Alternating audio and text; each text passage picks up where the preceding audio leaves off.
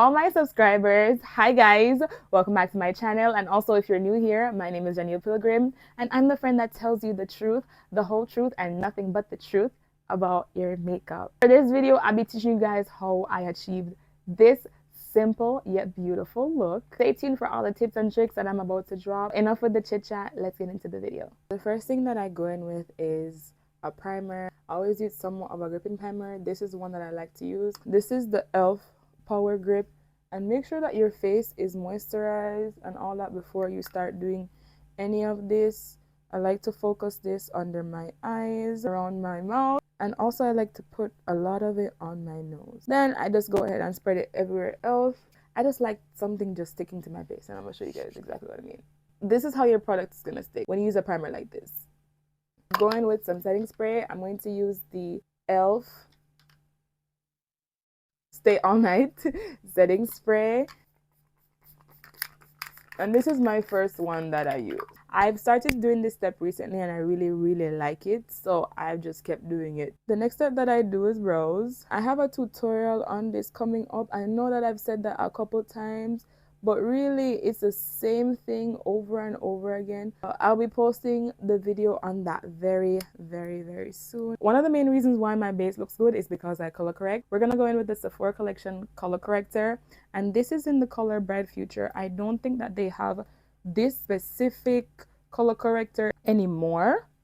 However, the point is get a color corrector that matches with your skin tone. I don't use something that's too dark. If you're darker than me, then a deeper red than this would work. Or you can mix your color corrector with a concealer and also use a red undertone concealer. That will be able to cancel out any darkness that's present on your face. So I use it for my under eyes, and I also use it for any dark marks that I have on my skin. I let that marinate just a little bit. I would typically do this while I'm doing my eyebrows, but I actually forgot. We're just gonna skip that and we're gonna start our eyeshadow. The reason why it was the start of the show is because it elevated the look a lot more. I'm going to be using the Juvia's Place times Vanessa palette, as well as the e.l.f. Cookies and Dreams palette. The two colors that I'll be using in the Juvia's Place palette are Busy, and I'll also be using BSG. Busy I'm using as my first transition color.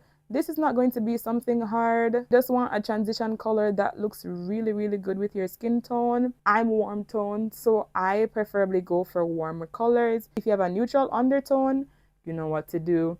If you have a cool undertone, you know what to do. And if you don't know, we're gonna get into it in a couple more videos, but for this one, just use something that you know is gonna look good on you. This is not the moment to try to experiment with anything new. Go into BSG, which is more of a chocolate brown, and I'm basically going to place it in my crease area and just blend that out. You don't really want it to be too much because for this look, we're not doing any eyelashes. And yes, you heard me right. We're not doing any eyelashes. For me, eyeshadow is supposed to always look good, even if you're not wearing eyelashes. If you have hooded eyes, you just do it slightly above your crease area so that color can show and it's not hidden when your eyes open. Going back with a little bit of Busy to blend the edges. The final color for your crease that you're gonna use is this one from e.l.f. Cosmetics. This one doesn't have a name, but it's the darkest brown in the palette. The BSG is more of a chocolate brown. This is more of a dark brown. Put that in my outer corner. So this is the difference with the darker brown, and this is it without. It's cute, but this one is just way nicer, way more elevated. Just also gonna do that for other eye as well. You don't want to bring it over. You're just focusing it on the outer corner alone. And then blending out the edges with your transition color. I know that you're probably a little bit underwhelmed, so let's move into our lid color. And this is going to be Busy, the same color that we use as our transition. And I just place that over my eyelid. Not too much above my natural folding because I don't like when it looks weird.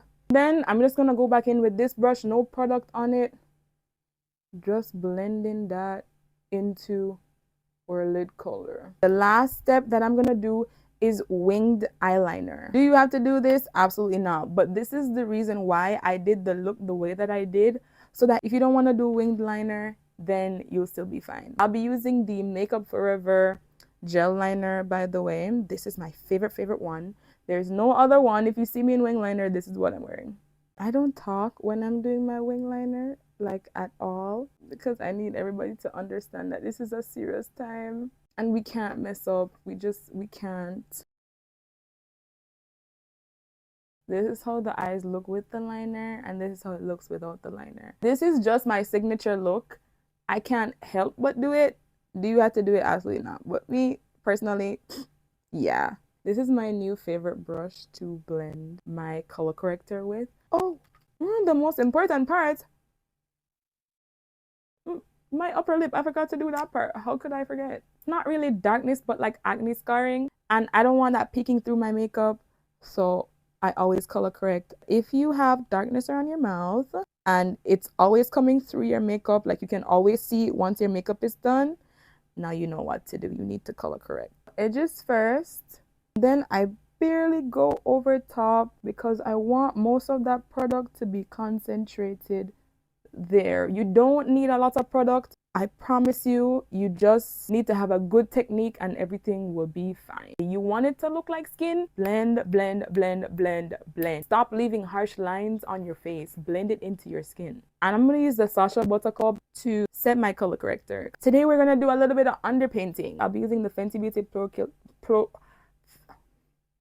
Filter Concealer, and I'll also be using the L'Oreal Infallible Full Wear. Go in first with 385. As you can see, this one is pretty dark because it actually is my perfect skin tone. It's not necessarily to highlight, it's really and truly more or so for coverage under my eyes. You don't need 3 concealers, by the way. Then I go in with my Fenty matchstick. This one is in the color Espresso, and I dab like so on my brush, and I like adding the structure to my face first. I'm going to be using the lighter Fenty concealer, which is in the color 330, and I'm putting that in my T-zone. I like when the lighter concealer is in the middle of my face because I feel like it just adds to the brightness, but you don't want something that's too light.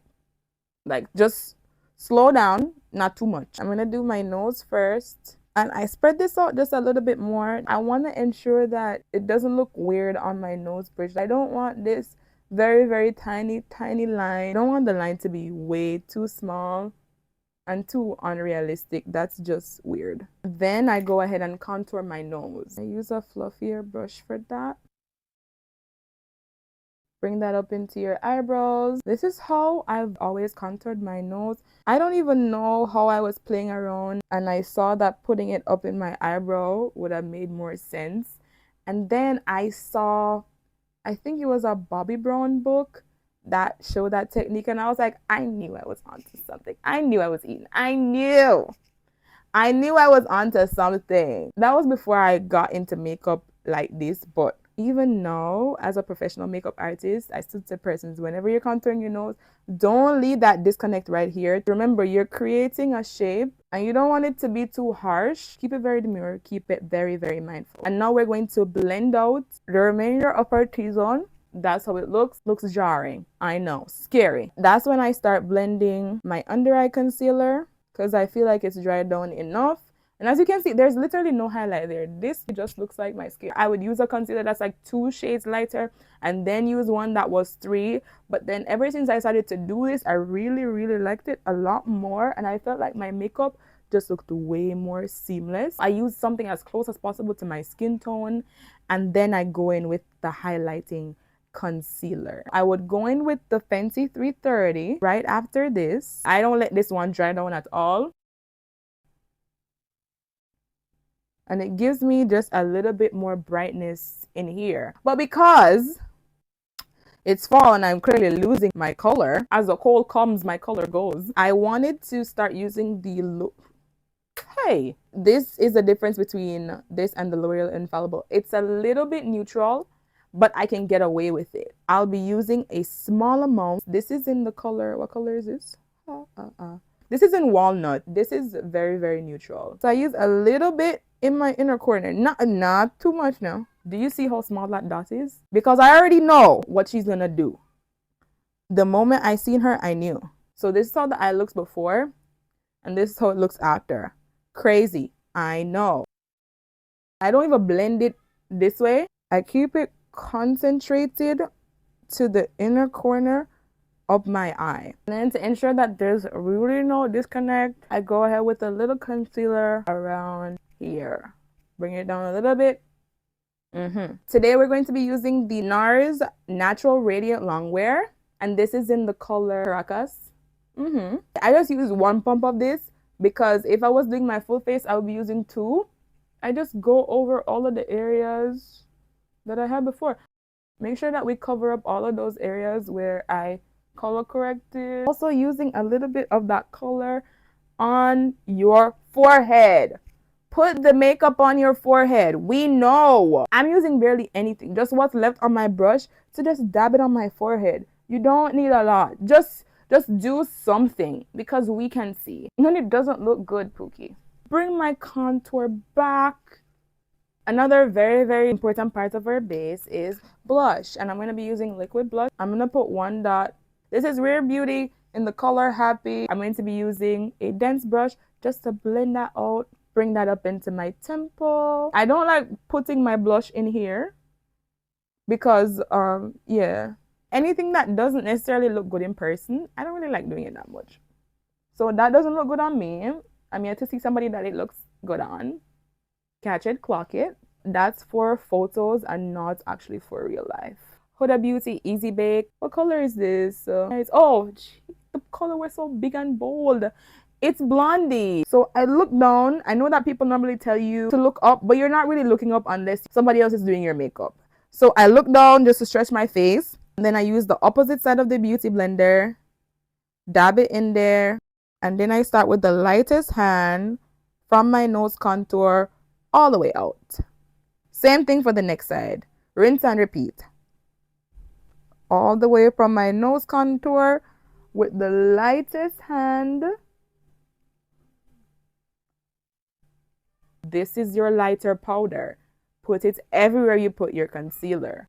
If I'm feeling very, spicy, I do a little bit of a reverse contour, but most of the days, as I said, I really just like doing this for fun. I don't actually do this.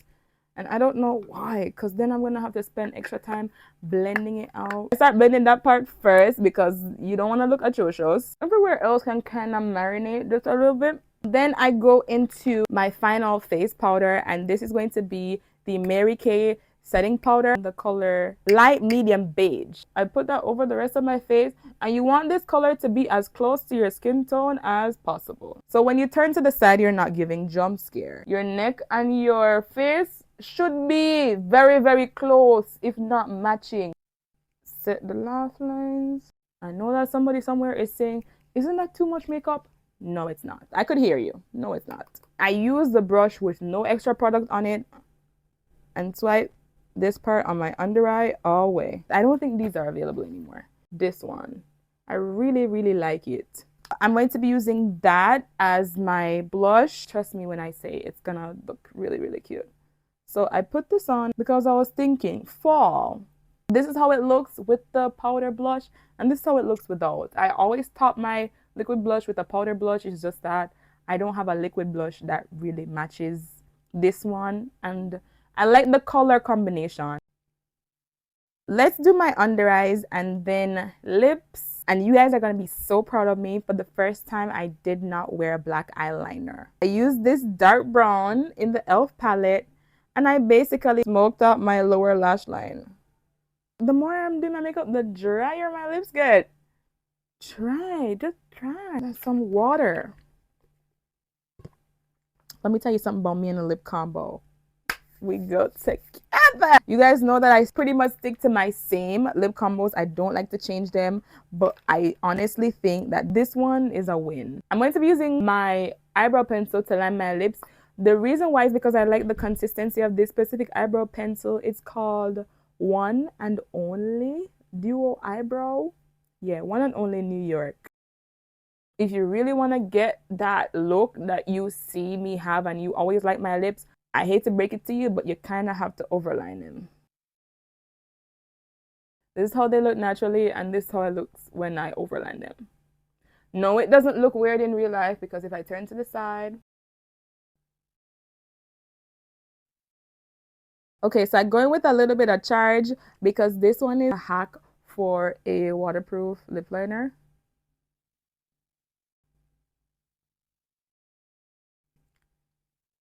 Then I'm gonna go in with the Revlon Kiss Balm, and this is in the color Crisp Apple. Do some on my lips like so. This is a balm. The color is not gonna show up too crazy. The final one is going to be the Fenty Beauty lip gloss in the color Fussy. It's just a perfect little. You see that? I could scream right now. Is it Shark Tales? Those fish that have the lips that are done. This is what the girls are trying to get. The last step, set your face. I'm going to use the e.l.f. one again. That's the one that's going to make your makeup melt. But this is the one that's going to make your makeup stay. I have two recommendations for you guys. L'Oreal Infallible 36 Hour or the One Size Until Dawn. Now, I've been using this one on my clients for a good little time. But this one is one that I use on Sunday, and Sundays are my most hectic days. And let me tell you something. The makeup was not moving. It was not shifting. It was not sliding. Nothing.